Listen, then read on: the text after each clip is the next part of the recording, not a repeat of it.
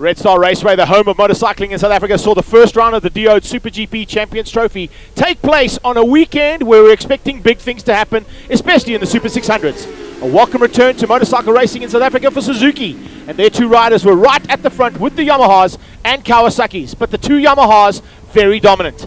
The reigning champion, Stephen Odendaal, on a brand new team with Petra Racing, stepping away from the Neolife team, and unfortunately Darian Kaiser stepping off the circuit.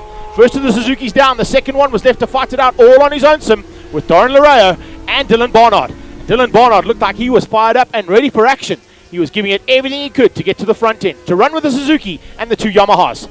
They were starting to open up a little bit of a margin, and the Neolife bike hit the front, moving the man who wasn't on a factory team last year up to a factory team status, as Dylan Barnard threw it down the road at the bottom end of the straight.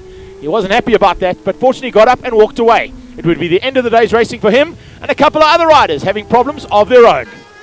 At the front end though, the two Yamahas juked it out and went almost mono, corner for corner as they got into the closing stages. And across the line, only 100th of a second between the Cowboy, Adolf Boshoff, and Stephen Odendaal. Odendaal in race 2 had a completely different strategy. He disappeared at the front end right from the whole shot and was not going to be seen again. A great start once again from the youngster Doran Lareo. Cam Aitken on the Munro bike also having an incredible ride in the thick of it in the middle of the pack as Darian Kaiser threw it down the road again and unfortunately had to be sent off to hospital.